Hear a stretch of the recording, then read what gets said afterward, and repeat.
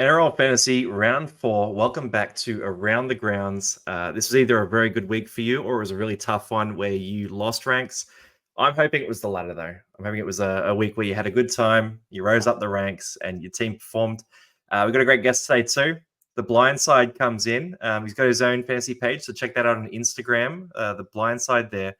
Blind Side, mate, how is this week for you? Terrible.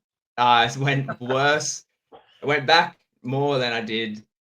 I've been going up. It started off terrible, and I've been moving up the ranks, and then now all of a sudden, this week turned terrible for me. And I was hoping for the worst. The key was I captain Turbo, and it unraveled everything. So I moved the C off McInnes about 5 minutes before round one kickoff. Moved it to Turbo, took the risk, and didn't pay off. Look, he had one of the worst games we've ever seen from him, and he still scored 39 points. So it could have been better, but unfortunately it wasn't. I was a Nico Hines captain of myself, so I'm pretty smug this week. But I captained him last week too, so it was kind of just making up the points that were lost last week anyway. We're going to jump into these games in a sec too, but before we do, I just want to mention our sponsor for today, the Hills Cricket Academy. So the guys down there, Nick Burtis, all the boys, they run a cricket academy in the Hills area. They've got the nets, cages there. I've been told they're called the cages by cricket friends, basically. They've got a couple of bowling machines too that can go up to about 140 kilometers an hour. So the Hills Cricket Academy, great place to be. If you're a cricket player, you've got to check it out. State-of-the-art materials and that. Great cricket coaching there too. Now let's jump right into this. So the Roosters v Panthers to start off. I think we can pretty quickly say Sunia Taruva, 70 points. Bit of a fluke, 3 tries. We don't need to talk about that. Nat Butcher, when he plays 80 minutes, it's kind of interesting, but he's at a bit of a bloated price. Terrell May, I think this is a really interesting score. So 65 points here. He kind of comes into the conversation as a captaincy option. And I'll throw it to you, Blindside. Would you be thinking about captaining Terrell May over the next few weeks?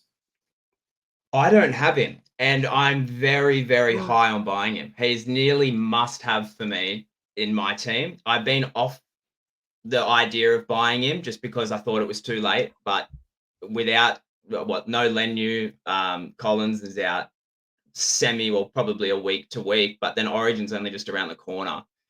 So I can see May playing a lot of time through there, even with those players in the team or without. He's still averaging roughly 55 minutes off the top of my head. And he just doesn't look like slowing down. Terrell Haas is what I call him. He's a beast, mate. And even when he plays off the bench, a lot of older fantasy coaches remember prime Andrew Fafita. He used to come off the bench, play 60 minutes, just absolutely tear up. Terrell May is that same kind of beast. Obviously not at Fafita's level yet, but he's a monster. Look, I'm keeping an eye on him as a captain too. It's probably him or Paddy Carrigan this week for me, but the Doggies matchup is one where Terrell May could get a lot of offloads, could potentially score a try. They're without Preston. They're without Morin. It's looking pretty dicey for them this week. So he's pretty red hot. I'll throw it to you then, man. Are any of these guys that are sitting here standing out to you as guys you're interested in? There's a couple. There is Joey Manu is standing out as a buy for me. It's pretty stock standard that over Origin, he moves to fullback, you trade him in. That's been the past. But I'm not adverse to getting him early if you've got if it works for your team and it looks good. He looked dominant in that Roosters game. He looked the best on the field, in my opinion, for the Roosters. Even though they didn't get the win, he was, I think, like 10 tackle busts, 2 offloads, turnover tackle, and 104 meters. Like no try assists, no tries, and he pushed out a 61. So his dual position is what is dragging me in, especially with the injuries and everything that have blown out so far this season. I'm hoping, though, I'm not going to get him this week, but I'm hoping he has a couple more floor games and drives his value down. And then I might get him. So I'm high on him, but I'm not buying him. 100%. And normally he gets a bit cheaper. Yeah. I'll throw a few other guys in here too. Isaiah Yeo, 57 points.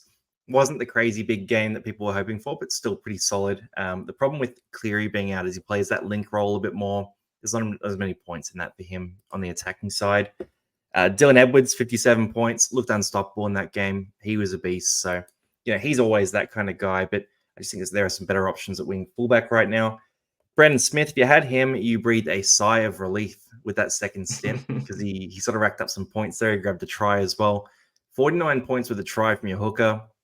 It's not great, but at the same time, a lot of the other mid-range hookers have been pretty average too. So I'm pretty happy to move off him. And then one guy I'll throw in here is Liam Henry. Now, I feel like you'd be the same as me, man, where we looked at Liam Henry in the preseason. We thought, that's a guy who can score fantasy points when he gets minutes, but where are they going to come from? Well, they've come from injuries, and they've come pretty consistently for him with a 44 this week and a big score last week. Do you think at any point he's still worth considering, or do you think it's just too expensive now?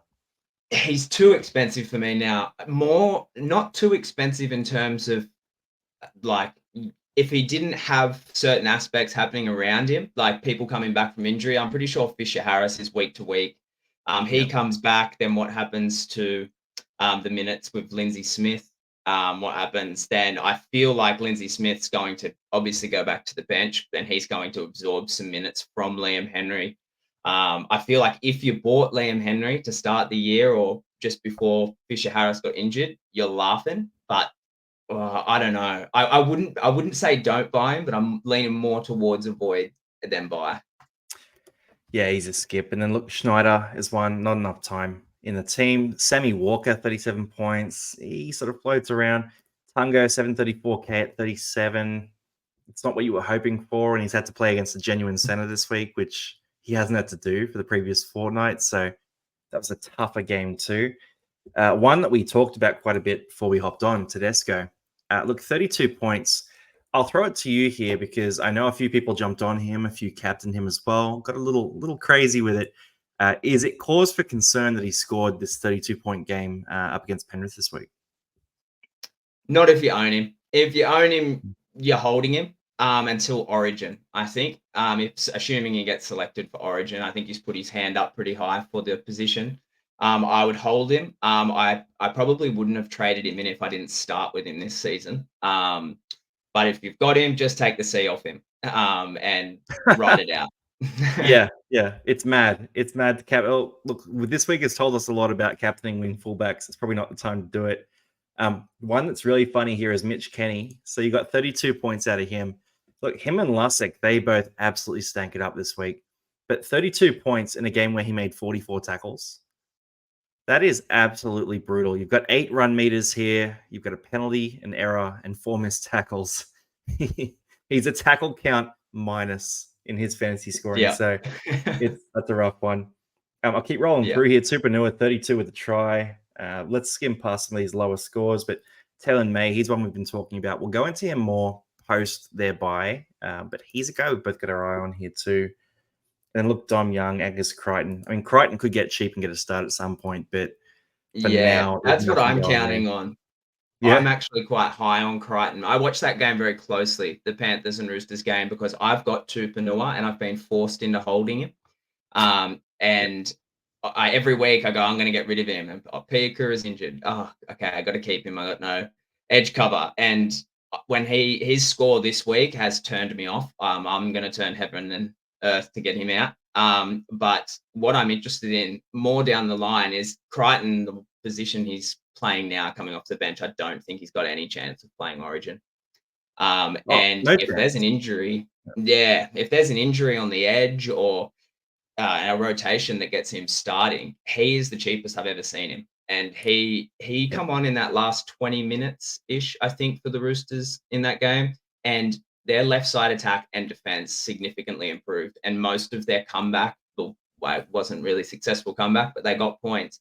His go forward and his interest to run holes and get the ball in his hands was very, very intriguing. If he gets a start, I'm putting him straight in, no hesitation.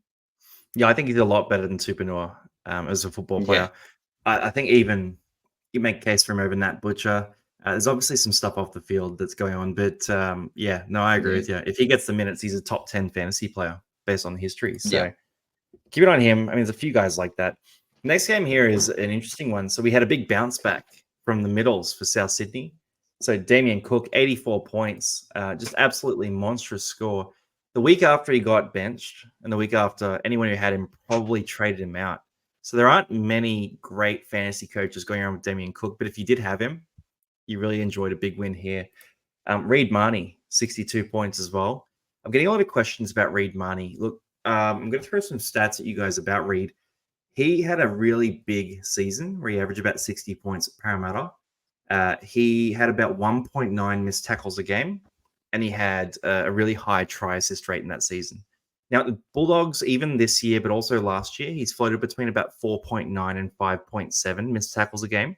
So that difference is looking at about 6 to 8 points, which it's very hard to make up those points if you're missing that many tackles. And I don't think it's Reed playing differently necessarily. I think it's just the strength of the middle forward rotations at each club.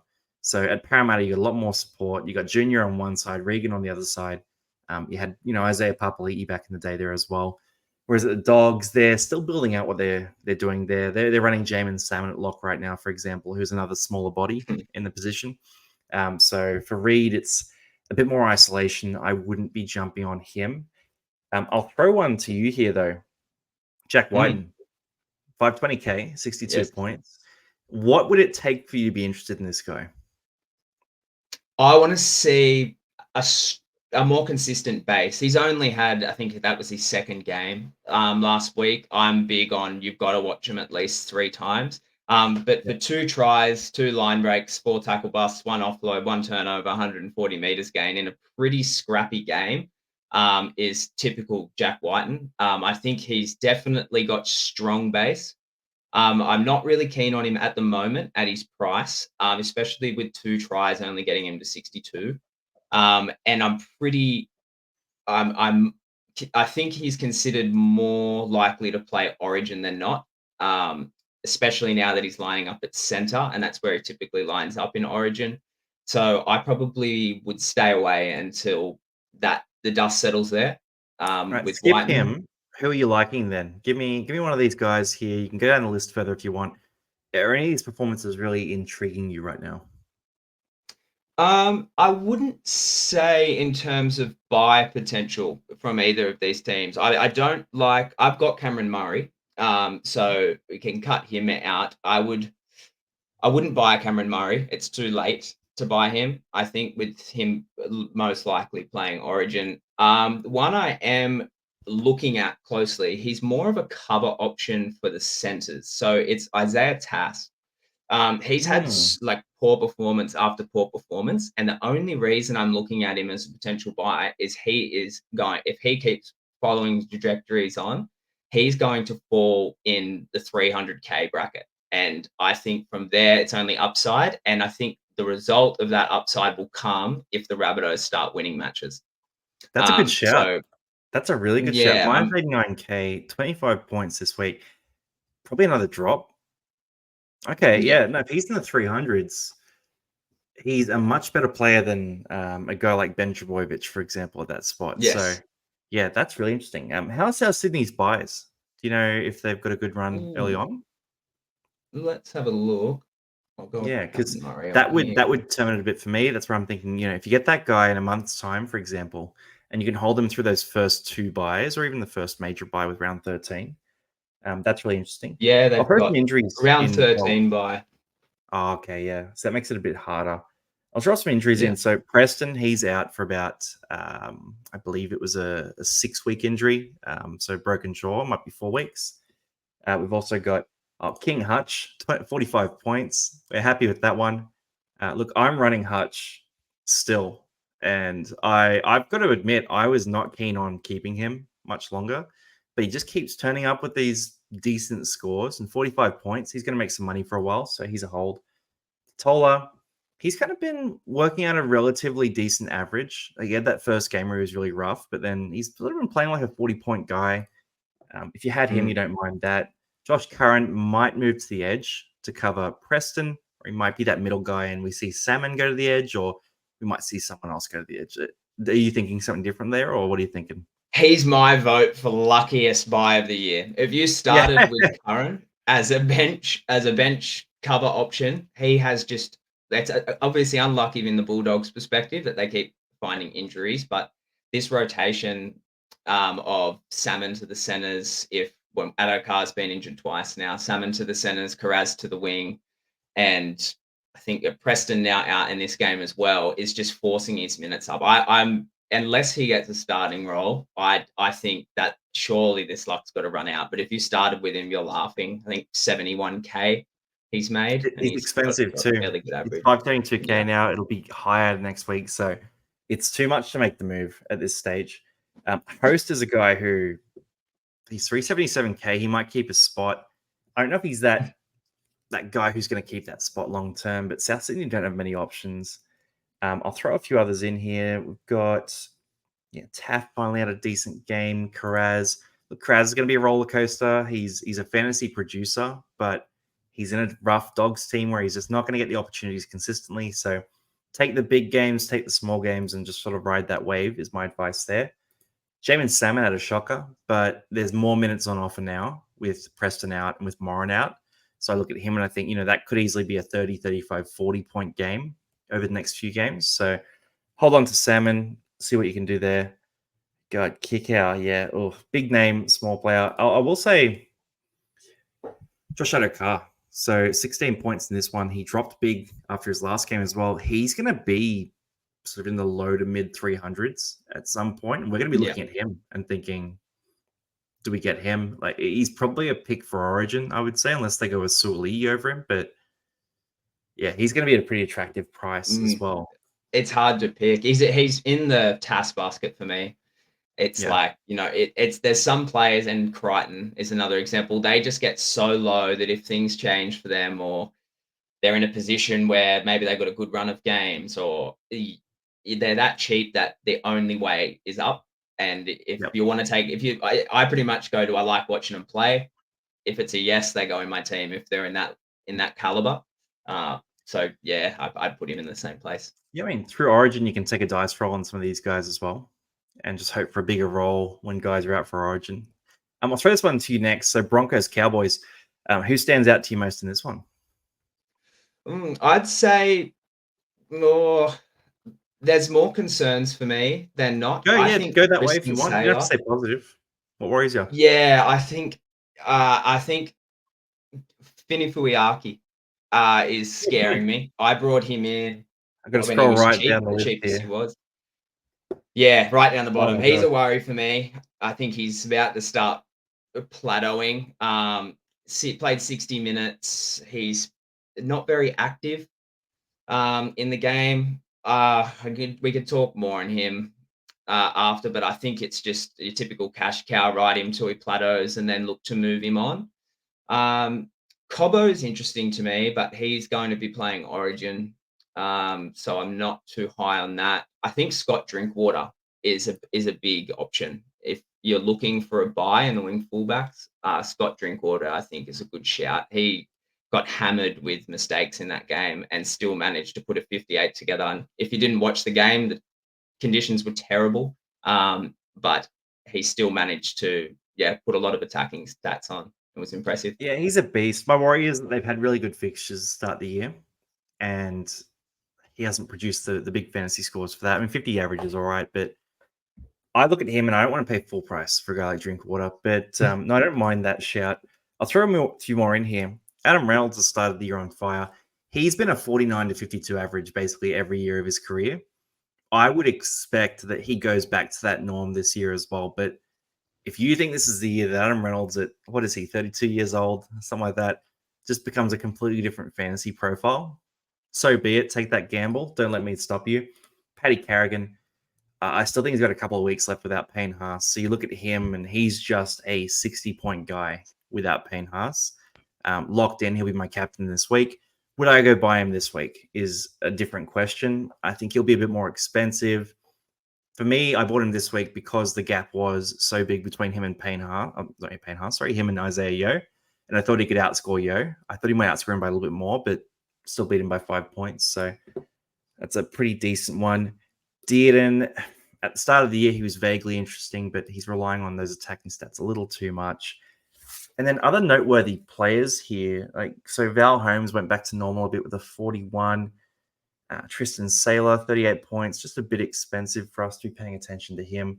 Xavier Wilson, 32 and 33 minutes. Not bad, but a bit expensive for us now. Ezra Mam, okay, so 29 points, including a try and a try saver, is a pretty hard line to swallow there.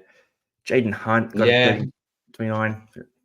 Not too long in the team. Like, yeah, I don't think there's too much else to sort Yeah. of go through There's here. not too much there. There's a bit of interest in Mam. I did a post on our Instagram about Mam, just a little write up. We have a blindside black book where we kind of look at potential pods. And Ezra Mam has a very odd stat line for Yeah. 5'8". So the Broncos tend to play him a bit wider of the ruck. He's not first receiver. They tend to rely on Adam Reynolds and Reece Walsh for that. And it was interesting to see in this game that didn't really change much, but he's more like a winger with his scoring than he is Yeah. a half. If he scores tries, he scores points.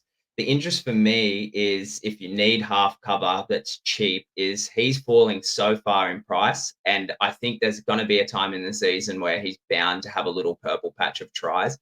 Um, or he probably would, depending on where he lands, there's going to be financial value there. Like you'll make some money from him if you were to jump on him. But yeah, I think just let him keep falling and It'd need to be see where 200s it for lands. me.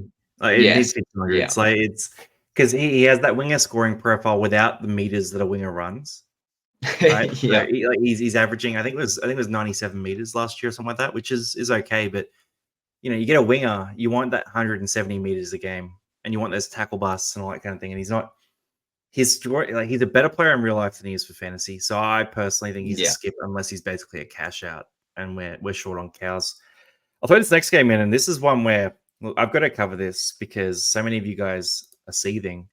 Tommy Turbo, 39 points. Look, blindside. I know you got on him as captain this week. Explain the Yeah. rationale. Sell me the dream of why. Remind us all why you got on this, because he was the most popular captain in the top 1,000. So you were in good company there. Plenty of good coaches Wow. did it. Okay. I'm not shaming you, right? But I Yes. didn't do it. Well, I had my captaincy on Cameron McInnes. Which is a damn shame I didn't keep it. But I moved it to Turbo the last 5 minutes. I actually watched a highlights video on him and just looking to get a little bit of a G up, and just was like, he hasn't versed the Dragons since I think it was like something crazy, like 2019 due to his injuries. The Wow. Manly this year looked very strong. Looked very strong. They looked terrible in this game, but yeah, they looked very strong. And I don't know if you see it this way, but in these first 3 games, he looked a hair away from a big score. Like Oh he yeah. was busting through the line, but couldn't get the Couple ball of ref away. And I thought calls, if there's couple ankle taps, yeah, 100%. Yeah.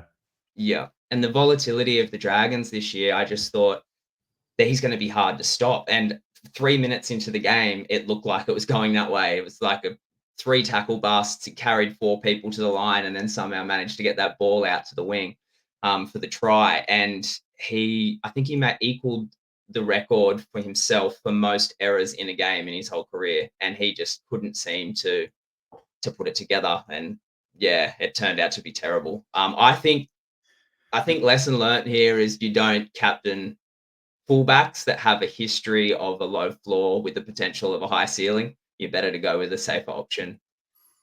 Yeah, I mean, he's a bit of a Reece Walsh in his scoring profile, isn't he? So it's a tough Yeah. one to swallow. He was dominated, though, by the Flanagoat here with 40 points. Yes. Look, Flanagan, mate, he's quietly put together a 37 average this year after looking like absolute trash for the first 2 weeks. Like, he looked absolutely rubbish in the first 2 weeks in terms of fantasy pedigree. And he's slowly sort of coming together, slowly bringing in a lot more of that running game that he's quite strong with and getting more involved in the team. So for Flanagan, 401k right now, he's going to go up even more. Just ride that cash wave with him. I've been stuck with him and Hutch, and I've been pretty happy with them over the last couple of weeks. I'll jump down to Same the here. bottom here, and we can sort of work our way up on some of these guys. But Cool. Talau, we have a lot of Talau fans who follow the casual Ooh. athlete. Yes. And sucked in, guys. All of you were rubbing it in when he scored that big game a couple of weeks ago. Well, here it is. Here's your Tommy Talau for fantasy.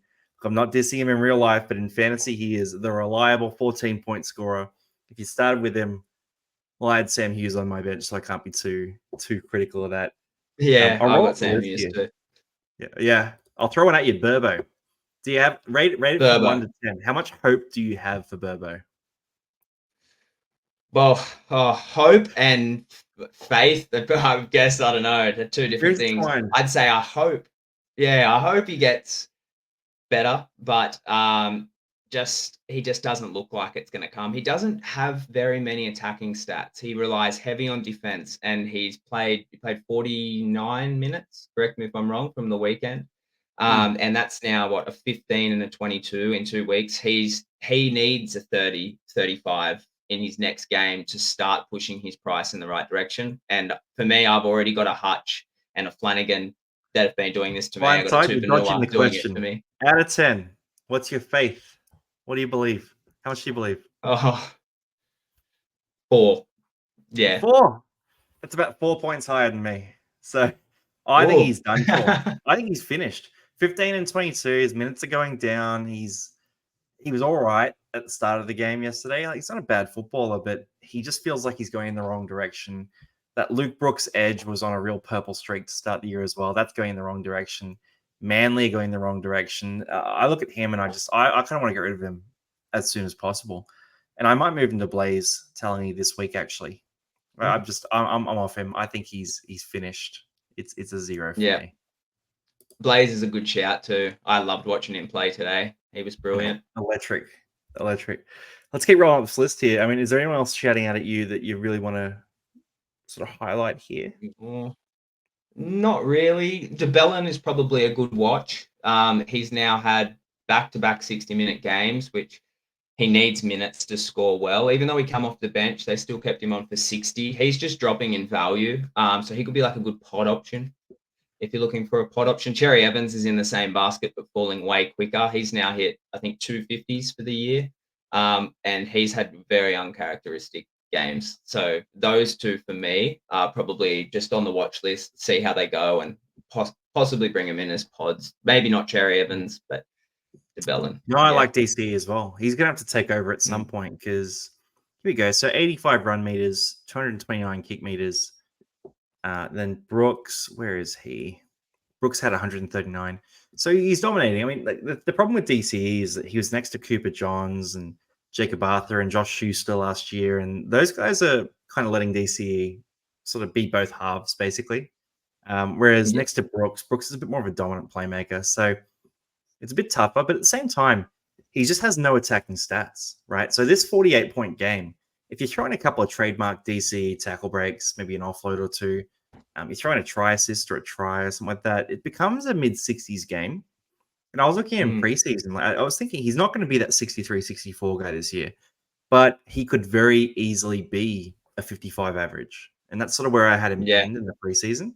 And he's just fallen so much more than that. So, yeah, if he gets down to sort of 700K at some point, even with Origin looming, I think he could be a really cheeky pod, but we'd need to see him start to turn it around.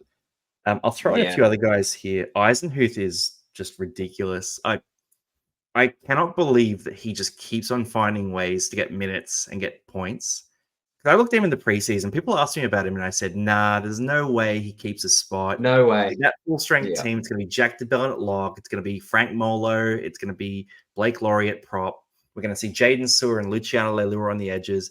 All those guys are big-minute guys. He's not going to be the bench prop. He's going to play like 20 minutes, on the edge or something like that. And he just keeps on rocking up and keeps on building on this 47 average. So, I'm still saying don't buy him. Yeah, I wouldn't buy him now. But he's definitely shocked me too. 100% shocked me as well. He's insane. Plus 100K. Like it's ridiculous. Let's roll the next game then, because that's been a tough one. And the big story was Tommy Turbo. Titans v Dolphins. Titans started super hot in this one, and the Dolphins just took over this game. I've got to say, it's tough because the style of fantasy that I play is I sort of try to base it on the predictable things and the things that we can forecast and the stats we've seen in the past. And Jermaine Asako was the top point scorer in fantasy last year, not based on average, but based on total points at the wing fullback position, right? So I looked at him and I thought, you know what, that 50 average he had last year, I don't know if he can maintain that. And what's he gone and done? He's produced a 52 average to start this year. So he's been unstoppable. He's just a really good winger. He's goal kicking at a team that keeps on scoring points. I think we'll talk about these two together because Hamaso is the same. I was not high on Hamaso at all. I think I apologize. I might talk to a couple of people out of Hamaso even. But I just look at him and I think he's got to have so many flukish, brilliant plays, which are the way he plays football, right? He's got to have so many big, fluky, attacking plays to score well in fantasy that I just can't see it happening. I can see way too many of those sort of 20 to 30 scores creeping in. And he just keeps on producing 55 average. Do you have any interest in either of these guys? Even if it's not just for fantasy, would you look to trade for one of them in a draft league where maybe they were available, or what do you think? Definitely in a draft league. Yeah, if draft league or if situate like stars align from a head-to-head perspective, that I would consider them absolutely. Yeah, I think just in terms of like overall, nah, I wouldn't go near them. I don't think the Dolphins will finish in the top 8, and I think they've versed very low quality sides compared to what's out there. So I'd like to. I wouldn't say I'm there in the avoid all season, but I'd like to see them verse stronger sides and see how they score Mate, against to them. be fair, they smashed St George, and St George had beaten Manly, and St George had a big win round 1 as well. So Yeah, yeah, maybe St George are a top yeah. side, maybe not. No, I think nah. All right, I'll throw one at you Sorry then to because they're St going to be George about the fans. same price. Take Mm. buys out of the equation. Take Origin out of the equation. Taylor May versus Hamaso. Who do you have as the highest scorer over a month of footy? Taylor May. Really? Yeah, if you go from, I'd say next round, the Yep. next 4 rounds, I think Taylor May next month of footy. See, that's Yeah. faith because he's averaging like 15 points less. But I kind of agree with you. I like the Yeah. base on him. Whereas Hamaso, here you go. You got a try. You got 2 try assists, 2 line breaks. He's such a good footballer in attack. But 164 meters, that's a bit better than sort of what he's been doing before. Flegler as well. He's another one.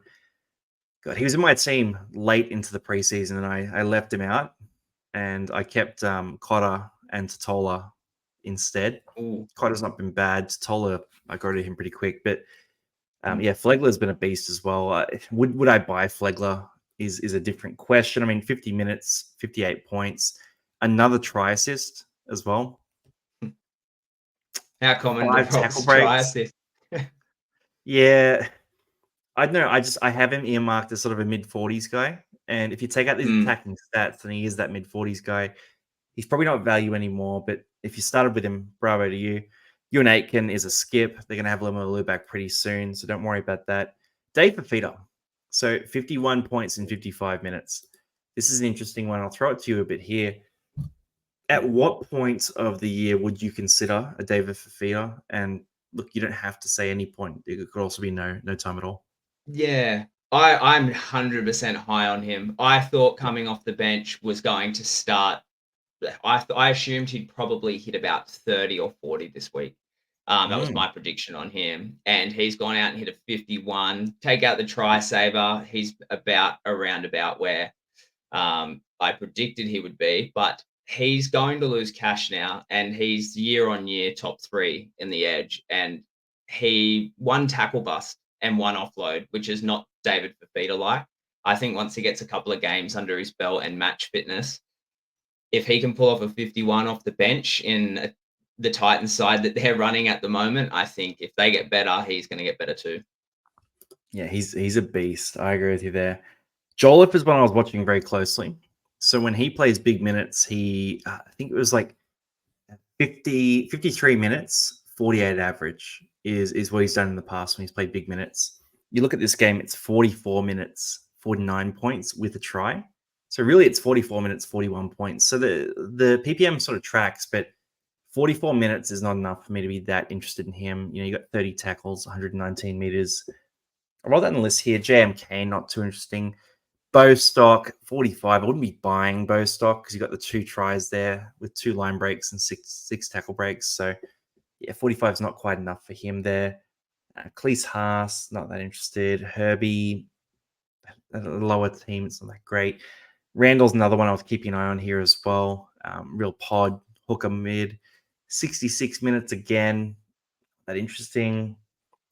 Plath, he's going to be out for 2 weeks as well. So that's kind of opening up some minutes, but this means Raystone will eat up some of those minutes anyway. Jaden Campbell, Okay, I'll throw this to you because I know you bought Jaden Campbell this week.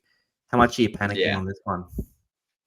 A lot, because he impressed me with what he produced, considering how poorly the Titans played. But in saying that, that doesn't serve me any well. So I don't know. I think it was a mistake bringing him in, but I'm stuck with him now, and I'm hoping I'm going to hold him through Origin. I think that's the safest play, is just to ride it out and just hope the Titans win. I mean, 459K, you could do a lot worse. He's got the line Yeah. break there, 4 tackle breaks, 188 meters. It's the stat line that you were looking for without the pop. So I look at that and like, if I'm not on him, right? But at 459K, I wouldn't be too worried with that. He's going to keep producing that sort of work, and he's going to be in the positions to make big plays, and he's going to have his big games. And he's historically a 45 average when he plays at fullback. So, the Titans I don't know if they'll get better. I can't say that with any confidence, but No, he I'm sure if you theoretically check the should. odds on him, if you check the odds on them, they'd be around under $2 to get the spoon. Surely Yeah, they it's they not look great. really bad. I don't know When the what they and Tigers are I better, can't. Dogs are better, Dragons are Yeah, better. Like, and yeah. you look at teams typically, and you can kind of get a general gist of what they need to change. Mm, With the Titans, I'm so lost. Like, I'm not even a Titans supporter, but I watch every game intensely. Like, I love rugby league, and yeah. I'm looking at the Titans to think, how can they get better? I don't know what they need to change. Their injuries have hurt them as well, so their depth is lacking. I'm not too sure here. Yeah. Yeah, they're pretty cooked. One guy I'll throw in here as well is Isaiah Katoa. He's been a guilty pleasure sort of pod that I've been eyeing off for a while. I never pulled the trigger. I was never serious enough about it. I just sort of thought maybe a second year leap for him, playing a bit more of a dominant role.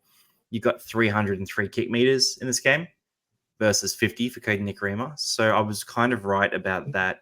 But the rest of it is just so downhill. You've got no run meters. You've got a pretty minimal defensive line there as well. No attacking stats, 23 points. Mm. Yeah, it's not great for me. He's not involved enough. So I'm happy I didn't pull the trigger on that Yeah. one. We'll go to the next game here, Knights and the Warriors. And look, I think we can cover this pretty quickly, but Kalen Ponga, it's been a big game for him.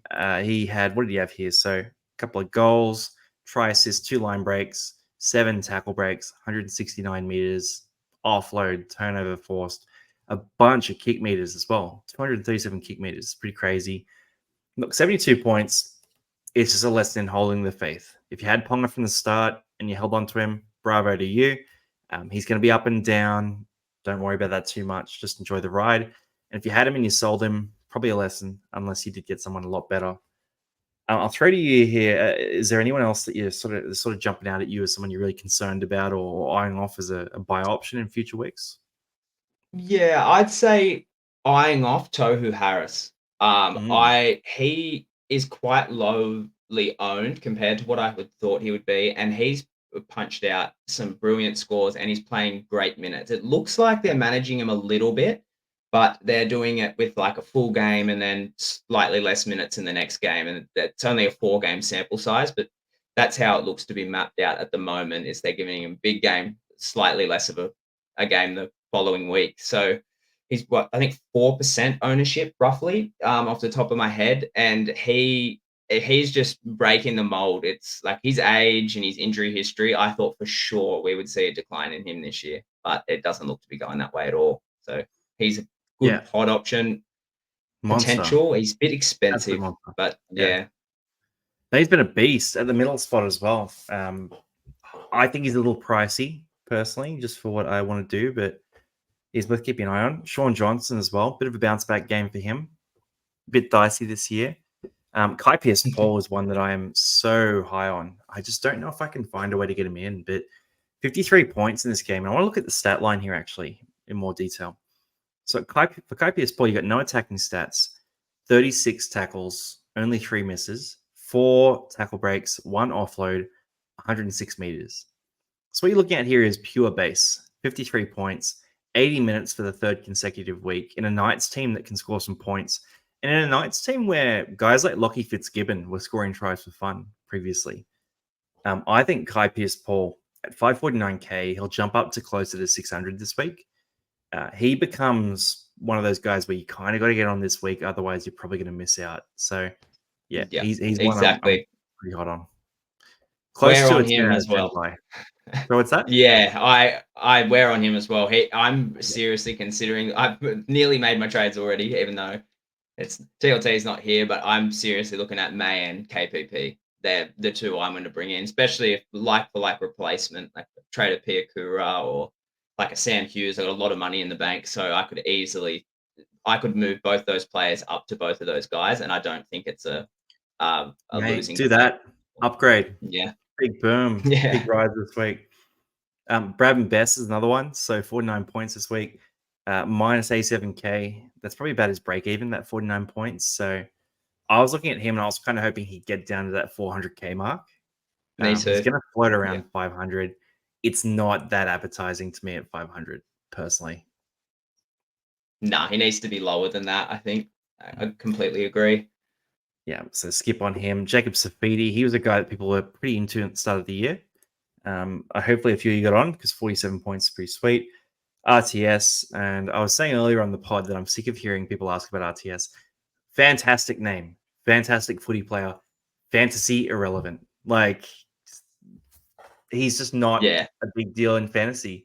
Even that year that he had that amazing season where he was, sort of close to, was it the Delium season where he crushed in fantasy?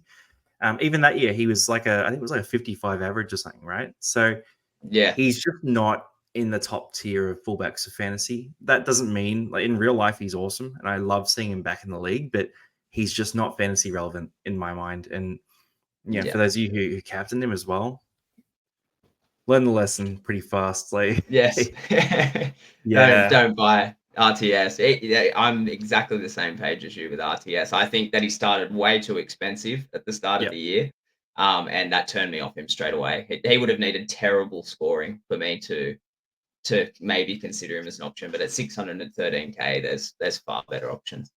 He's doing his job at that price, right? But you don't want doing their job. Vanilla Blake, quiet one. I mean, he can score like this. He's not going to score tries every week. So I think we're not too shocked by this. Adam Elliott, 38 points. Again, very similar, right? If you're going to pick these guys who are a bit more volatile, you got to ride the highs, enjoy them, ride the lows, and then you get highs again. I wouldn't be selling him necessarily, but at the same time, you're relying on some of those biggest scores as well. Cogger is one I was eyeing off a bit, and he just hasn't produced anything at all as a starting half for the Knights. So in stat profile here, 23 tackles, got a few negatives, good kick meters, 54 run meters. I don't know. I was looking at him thinking he's historically that sort of 45 scorer, but he hasn't been that guy for the Knights so far.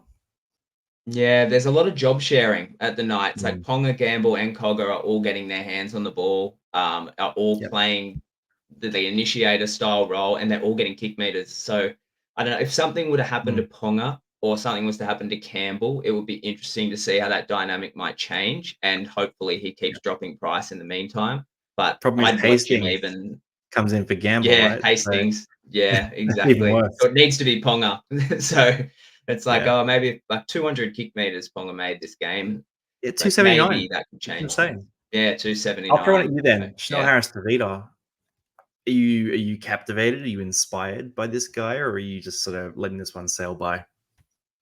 I'm going to let it sail by because I've got the halves. But if I was in a position where I would be looking at him, I don't see too much risk. Obviously, because he's not going to lose money, but I don't see him making a lot of money. He might hit 400K. I see him as like a worse version than Flanagan this year. It's like you're going to get low games. If you want slow burn and you believe he's going to do well, he's got a lot of time in the team, like 6 to 10 weeks, supposedly they're looking at for Metcalf. Unless Tamari Martin creeps in, though. I mean, and it's a try and a try assist as well. You take those out. There's probably some surrounding stats too. It becomes a very low score. So he's a skip for me as well. Jaden Brayley is one I'm eyeing off. 14 points here. Just keep an eye on him. He'll cheapen and cheapen in price. If you get sort of into that 400s area, then gets a starting spot back. You're absolutely cheering there. We'll jump to the next game here, and we'll sort of pick up the speed on some of these ones. So Sharkies and the Raiders. Nico Hines did Nico Hines things. 76 points. He's scored 50 twice, and he's scored sort of mid to high 70s twice. I'm not too worried about that. What's his average there? It's about a 63. He'll just keep plugging along. If you got him, enjoy him. If you don't, wait till after the bye to go buy him.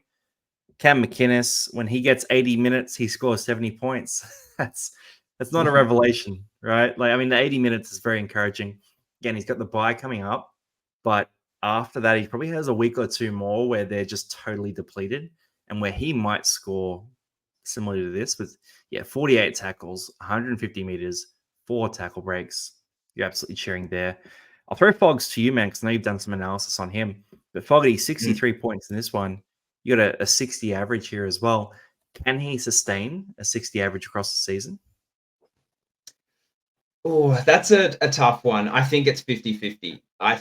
What I noticed with Fogarty in the first 2 rounds of the season was he was scoring mid to high 50s, but he had a lot of errors in the game, or uncharacteristic errors for his standards. And if he could clean up those errors, his score would bump into the low 60s, mid 60s area. I think if he can stay clean with his errors, then he will average in the 60s. But you never know. And then you've got Ethan Strange, who's probably going to likely take kick meters eventually from him. You've even got Even KO a Week. kick meter would be nice, right? Yeah, a kick meter, something. So, like, I don't know. I think if you've got him, well done. Hold him until something happens. Probably the whole season if he stays fit. I'd imagine you'd hold him, but I wouldn't probably be running out to buy him if I didn't own him. Yeah, I mean, it's still a nice price in the 700s there. If you think he can be that 60 average. So he's still pretty captivating, but it's tough to go past a guy like Dylan Brown who's a bit cheaper. But it's not that much cheaper. So yeah, I don't mind that. Jack Williams, I wouldn't fall for this. It's just a minute situation right now. Danny Levi is just the most ridiculous thing in the world. He's like a 10-point a game scorer plus attacking stats, and he just keeps scoring tries. So if you have Danny Levi, I hate you, and I'm really jealous because I was not on him, and I feel so correct about him, except for the fact that he scored 3 tries in 4 weeks. That's fuming. I don't know how he's done it. We've got him. Blindside's got him in their team, but I tell you what, I've been worried every single week, and he just keeps making money. And I'm like, oh well, as soon as that stops, I'll move him on. Filthy. All right, Kyle Ero, 49 points here. Any way he beats Talakai out for the spot? Yes or no? No, I don't think so. I think that there's obviously an opportunity there for him. He does give me Valentine Holmes vibes. He plays very similar to Valentine Holmes, like a young Val. But I don't. Talakai has been arguably the best center to start the year. I think they will I'm with you there. move him back once injuries. It's very hard to make that case. And Ramian's a gun too. Roll down past these guys. A lot of mid-rangers that I'm not that interested in. Trindle, Strange had a better game. 22 tackles again, 77 meters. Just a safe base game. No kick meters, which is a bit worrying. Horsburgh might get cheap for us at some point. Smithies is dead. He's losing minutes fast. It's not great. Jordan Rapana, 34 points. He has those high and low games. He has the Titans in 2 weeks' time, which I'm looking at Rapana. I kind of want to sell him, but at the same time, that Titans game, we saw what Hamaso did to them, right? So I keep an eye on that. Schiller, 34 points, 2 tries in that game. It's a disastrous line. Xavier Savage, I really liked him in terms of the eye test for that game. Like, he looked really, really good in this game, but you got 30 points in the game. We had a try and 2 line breaks. I just can't get behind it. 0 tackles is wow. tough. Your defensive output is -2. Yeah. You got to try pretty hard not to make any tackles. Then down the list. I mean, Talakai could get cheap at some point. He had that 14 here. Will Kennedy had one of the worst games of footy I've ever seen anyone play in this one. And 13 points. He might get cheap, but Starling's the only other one. If at some point somehow he gets a start, it doesn't look like he will. But if he gets a start at some point, he could be vaguely interesting too. Let's roll into the final game of the round. So Para versus the Tigers. This one was a really juicy one for fantasy. And I'll throw it to you first here. Is there anyone that you really want to talk about in this one? Really want to talk about Hopgood. I am so high on Hopgood. Go, yeah. I just wish he didn't have Origin. I think that he could go close. This is a big call, but I think he could go close to top point scorer this year, average point scorer, if he keeps getting the minutes. To be fair, he was top point scorer last year, I believe, or second maybe on total points. Yeah. So it was him and Sean Johnson up there, I think it was. So yeah, go on. I think he could be there.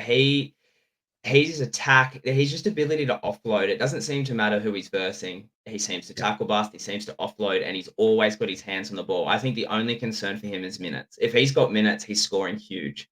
So yeah, I'm so high on Hopgood. I really want him in our team. It's just not the right time for him for us at the moment. Yeah, Hoppy's a beast. And look at this game. You got a try assist. You got the line break. They were the same play there. 30 tackles, no missed tackles, one error. You got 2 offloads to hand, 170 meters. It's a pretty regular game for him in 56 minutes. So that's kind of what he can do.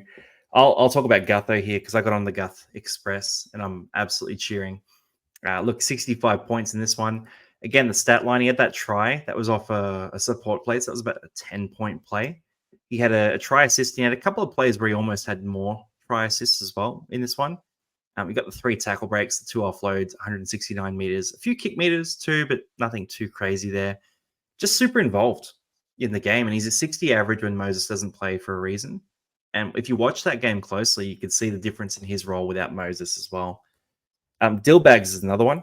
And I know you're eyeing him off a bit too. So again, a 61-point game. You've got nothing in the attacking column except for that line break. But you've got the 6 tackle breaks. You've got 133 meters, much more kick meters than he usually gets. And just a great defensive line as well with how he defends. If you were prioritizing here, would you go Brown or Gutherson? Ooh. Brown. For me personally, I think a better half would be nice for our team. But just in general, I think Brown, just because there's the upside's still there when Moses comes back, assuming his first good game of the year, and just no stat lines there with Dylan Brown. I can see a try assist for Sean Lane on that side of the field, which will boost his score even higher. So yeah, Dylan Brown for me. 100K difference, but I agree. It's I think a big part of it too is about your half versus wing fullback requirements. So if you need a half right now, go get Brownie. If you need a wing fullback, go get Gutho.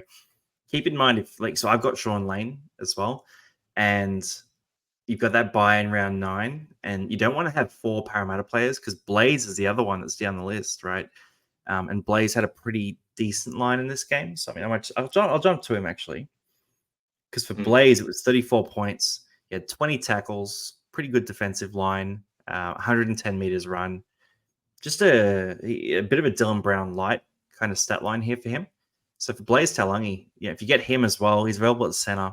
It means that for me, I would have Lane, Gutho, Blaze, which is 3 guaranteed red dots in round 9. If I went and got Dylan Brown as well, it becomes a pretty dicey scenario. So I don't know if I can go do that, but I'll throw in a few other guys here too. Sean Lane, much more active game. No missed tackles, no errors, 161 meters, 30 tackles. That's 54 points. That's more the Sean Lane we were hoping for. You get some attacking upside. You need a few more errors than that usually, but that's pretty interesting. Atoa Kamanu passed the eye test so well in this game. Just was an absolute force. Totally dominant through the middle. At the start of this game, he was fantastic. You got 38 tackles, 5 tackle breaks. I think 3 of them were on Lussick as well, where he just went straight at Lussick and sort of made him look like a child, basically. But Atoa Kamanu, I'm not going to get him for fantasy, but I think he could very realistically be in the Origin frame this year. I'll throw a few other guys in here too, like Bateman, 47. He's an old gun. He's getting a bit cheaper. Not really on my radar, but if he gets cheap enough, could be interesting. Lockie Galvin, you got 44 points there. You had the sin bin as well. He looked fantastic. I'm going to throw a question to you and put you on the spot about Lockie Galvin, actually. I apologize in advance for this. Give me Lockie Galvin's average for the 2024 season. Hard to call, right? I'd stay about where it is. Yeah. I think he'll stay 49, 50-ish. Yeah, 50 range. I think they could turn to him more than they turn to Caesar. Yeah. So I think he's the more, and he looks more dangerous than Caesar. So I don't know. Benji Marshall's given him a reason, and he's still there. So yeah, I think 50 average, absolute He's getting must have. better and better. I'm with you there, Yeah. 100%. He's an absolute weapon. I think it'll be in the 40s. I think he's pretty young, right? So at some point, I think he's going to get a bit worn down, and there are going to be some quieter games. But nothing he has done has indicated that to me at all. That's just based on previous young players coming in. None of it's based on him. So yeah, no, he looks unstoppable. Justin Olam as well. Look, 2 tries in this one, 46 average coming in. If you started with Olam, it's another guy where I was not keen at all, just based on the previous fantasy stats. But he's come out and he's been one of the best players for the Tigers. And yeah, 138 run meters, only 11 tackles with 4 misses. Actually, he had a tough assignment against Penasini. One of those tries is off a kick. The other one was sort of gifted to him on a platter a bit. I'm still not that keen on Olam Yeah. personally. Yeah, I think we're on the same page. He's not that fantasy scorer, but for the Tigers, bravo, you got a good one there. That's a winner. Yeah. Fino, 42 points, 38 minutes. Yeah, the line break here, 28 tackles, 83 meters. He's a beast, but he's getting too expensive now for that role that he's in. That's the problem, right? Yeah. And it's just unpredictable whether he's going to keep playing those minutes. And I actually talked someone out of him 2 rounds ago, and I'm sorry for doing that. But yeah, I don't think it's necessarily bad advice. I think you're just seeing some good games. He's a brilliant player, but unless he gets some more minutes, I don't think you'll see the consistency in the scoring that we want from him. Yep, I agree, but absolutely a stud. So if he does get those minutes at some point, really good. Seyfarth has been so up and down. I wouldn't be going and buying him if anyone is thinking about that. Then down the list here, I mean, there's some guys getting cheaper. Moretti, 29 and 24 minutes. Good price. He could be this year's Rumor Greg at some point. So if you wanted to cash down to Moretti, which I'm actually kind of pondering this week, actually, and sort of hope that he keeps getting the minutes on an increasing basis. He's a guy who plays close to 80 minutes in reserve grade a lot of the time. And I rate him highly as a para fan myself. The minute path is not great, but if you have a situation where RCG, Paulo, or or Hopgood, these sorts of guys are playing Origin around that sort of mid part of the year. I know what are the buys like? Parramatta. So yeah, you play that round 13 buy, you miss round 16, you play round 19, right? He could be one of those guys where you just get him at a low price, you hold on to him for a long time, and he sort of slowly rises. But at the same time, I couldn't guarantee the minutes. He could easily be out of the team next week as well. So Yeah. it's a dicey one. Yeah, that's interesting. He's a good shout. He has gone completely under the radar for me. But when you put it like that, and the reserve grades minutes is interesting. 80 minutes in reserve grade. Not every He week, but he's had a few of definitely, those this year. but So he can do it. Yeah. Mm. So that's interesting, especially over Origin. throw in the stat line here too. So I mean, what's he got? Like 5 tackle breaks in this game, 56 meters, 1 forced error, 10 tackles, no misses. It's just a clean line, right? So it's just tough at Parramatta, right? But Greg was the same last year. I got on Greg really early when he was super cheap, and there just kept being injuries, kept being ways that got him more minutes, and he ended up sort of plus 200k as well. So Yeah. he was, I think Moretti could be that guy this year, but it's going to be a patient move. And the squads just feel really shallow this year with all the injuries we're having and all the buys that are coming up Yeah. as well. So I don't know if you can afford to carry another Sam Yeah. Hughes, which is the worst case scenario of him. I'm talking myself out of it a bit here, actually. Yeah. I think so too. Yeah. Yeah. I think it just depends on your team. Like, if you're carrying too many of those players already, or you've got little spot fires or people due, then I'd probably stay away from him. But if you're looking for a cash down and you've got no one like a Hughes sitting in your emergencies, then I think you could do worse than Moretti. And if you were running a Yeah, Hopgood as well as a starter and you had him on the bench, then maybe he's that guy that if Hopgood ever got, is out for 1 or 2 weeks, he's the guy who probably benefits from that. So Yeah, Yeah. it could be interesting. I mean, last one I'll throw here is Harper. I think Harper might be out of the team for Simonson in future weeks. And for Simo, 428K right now could get a lot cheaper as well. So that's just one to keep an eye on as the last thing there. Anyway, we've just come up on an hour here, so I'm going to finish this on the hour actually. Thanks for jumping on Blindside. And just before we do finish, where can people find you on Instagram or any other socials? Yeah, at the moment we're just on Instagram, but we'll be moving into YouTube, Spotify, more towards 2025 season. We're just building up the socials on Instagram at the moment, but Blindside NRL is all our social handles. So yeah, if you want to come check us out, get some advice, we're pretty active on there. So yeah, give us a follow. Awesome, man. Cool. Well, thanks for jumping on today. Bit of a different episode too. So let us know if you're one of the few people who made it to the 60th minute of this. You're a hardcore fantasy player, and I respect the shit out of you. Let us know in the comments if you like this sort of format. If you want us to be, my personal feedback is I reckon maybe we can go a bit faster next time. Yeah, absolutely. Yeah, I was getting tied down on some players there. I could feel it. Yeah, but that's all good. Thanks for joining, everyone, and we'll see you on Buy, Hold, Sell Tuesday.